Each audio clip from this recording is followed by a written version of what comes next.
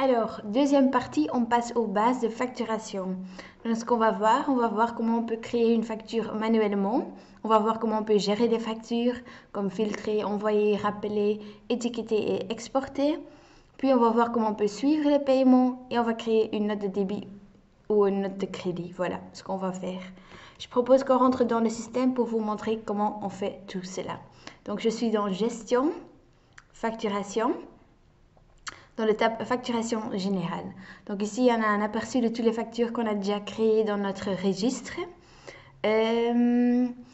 Donc si on veut créer une facture, il y a deux options. Soit on crée une facture manuellement ici, ou soit on crée une facture automatiquement ici. Ça, on va voir plus tard. Je commence avec créer une facture manuellement ici. Donc je clique sur le plus et je clique sur créer facture. Voilà. Voilà, donc on ajoute le destinataire, on va créer une facture pour un contact Peter de Vos. Vous pouvez aussi créer une facture pour une entreprise, une famille. Moi je fais l'exemple pour Peter de Vos. Vous choisissez la langue, une mise en page, un modèle. Si vous voulez ajouter la lettre d'accompagnement, voilà. Et comment on crée la facture manuellement. Donc ici on peut ajouter une ligne, une nouvelle ligne. On fait démo. Donc on ajoute la description ici. Le montant ici, 100 euros. Voilà, ma facture, elle est prête et je clique en bas sur enregistrer. Voilà. Et je change la date. Voilà. Voilà, ça c'est comment on crée une facture manuellement. Et voilà, ici on voit notre facture apparaître. Donc on voit le statut brouillon parce qu'on vient de le créer et on n'a pas encore envoyé. Si on clique dessus, on voit la facture. Voilà. Ici, on peut voir les logs, les paiements, les références. Voilà, vous pouvez cliquer dessus. On voit que notre facture a été créée. Si on est prête, si on est d'accord, si on est content avec notre facture, on peut cliquer sur envoyer ici en haut. Soit vous cliquez sur action et vous cliquez ici sur envoyer. C'est comme vous voulez.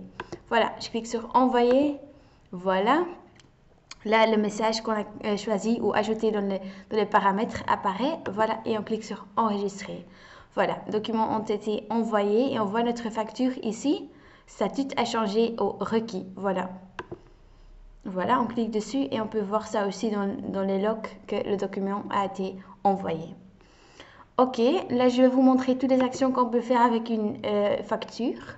Commençons avec modifier. Donc si la facture n'a pas encore été envoyée et vous voulez changer quelque chose, vous cliquez sur modifier. Voilà. Puis enregistrement de paiement. Ici on l'a aussi. Si vous avez envoyé votre facture et vous avez reçu le paiement sur votre compte bancaire, donc vous travaillez avec vous ne travaillez pas avec les paiements en ligne, donc vous faites tout manuellement. Vous pouvez l'enregistrer ici. Donc vous cliquez sur enregistrement de paiement. Vous avez reçu le montant de Peter de Vos, c'était 100 euros. Voilà la date. Vous pouvez ajouter le mode de paiement. Il m'a payé en espèces par exemple. Et vous ajoutez une référence de paiement. Voilà. Et on clique sur enregistrer.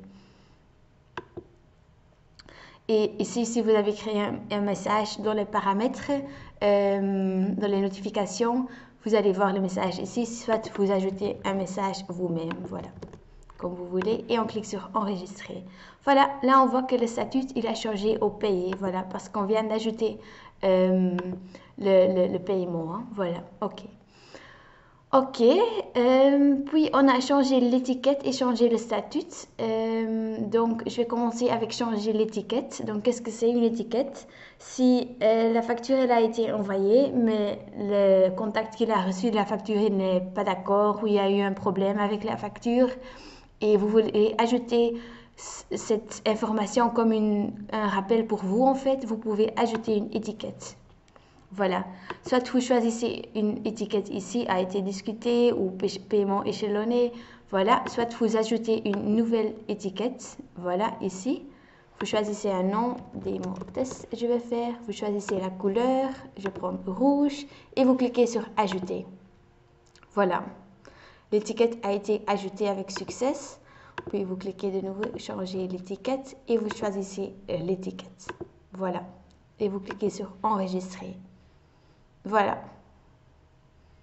Je vais vous montrer ici dans l'aperçu, vous voyez la facture, vous voyez la colonne avec étiquette et là vous voyez que notre étiquette a été ajoutée. Donc pour chaque facture, vous pouvez voir ce qui a été ajouté.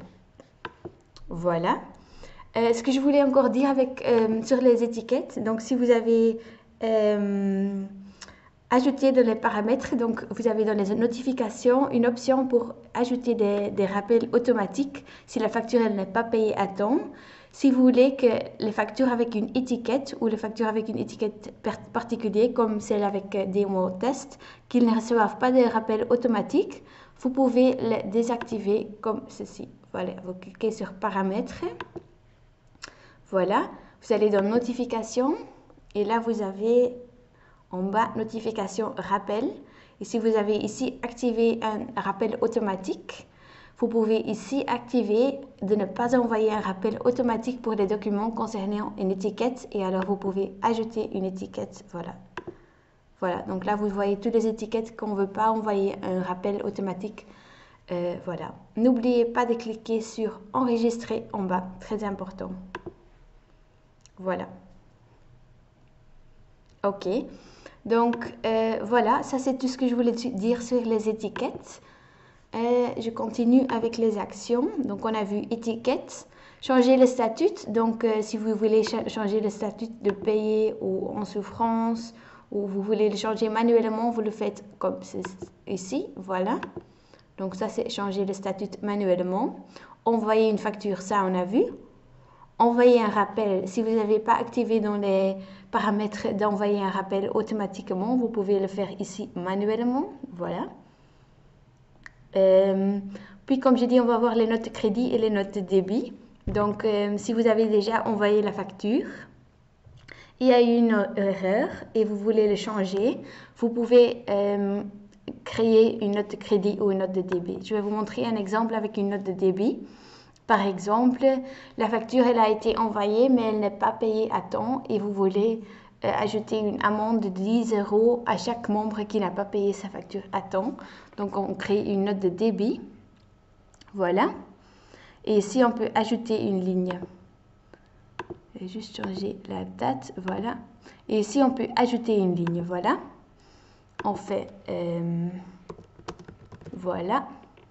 Et la amende, donc une description pourquoi on donne une amende ou pourquoi on ajoute une note de débit et le montant, 10 €. Voilà, et on clique sur enregistrer en bas.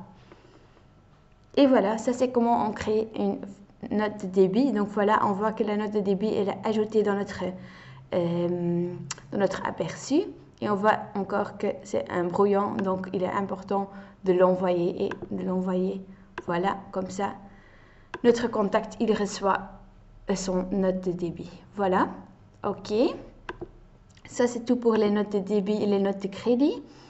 Les deux dernières options, c'est imprimer une facture. Donc, vous pouvez l'imprimer, vous allez voir, voilà, un PDF se ouvre. Voilà. Voilà. Ça, c'est la facture, vous pouvez l'imprimer comme ça. Si vous avez activé les paiements en ligne, vous voyez ici un lien qui est très facile pour vos membres pour le payer. Voilà, comme ça. Imprimer et on a aussi exporter. Et je vais vous montrer, vous avez aussi ça dans la liste si vous voulez imprimer ou exporter plusieurs. Donc vous le cochez ici, vous cliquez sur action ici en haut. Si vous voulez cocher tous, vous faites comme ça. Ok, mais je vais juste en prendre quelques-unes. Voilà, et je clique sur action. Si on peut envoyer pour le faire plus rapidement, envoyer un rappel, débit de facture. Ici, on a encore l'option imprimer et exporter. Donc, si vous voulez exporter plusieurs factures, vous cliquez dessus. Et ici, vous pouvez choisir d'exporter en Excel ou CSV. Ou ici, vous avez les autres programmes de comptabilité pour exporter vos factures. Et vous cliquez sur celle que vous voulez et cliquez sur exporter. Voilà. Ok, ça c'est tout pour l'action, je pense. Ok, alors ce que je voulais encore montrer, c'est le filtre ici en haut qui est très utile aussi. Si vous voulez filtrer sur toutes les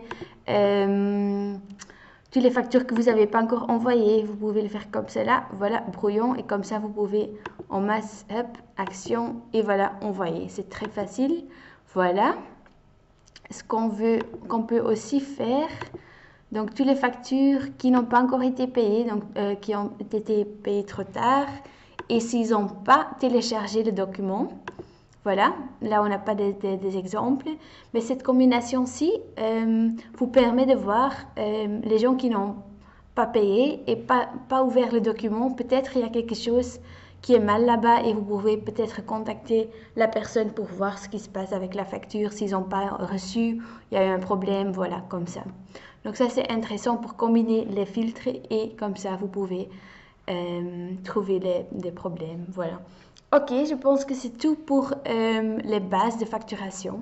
Voilà.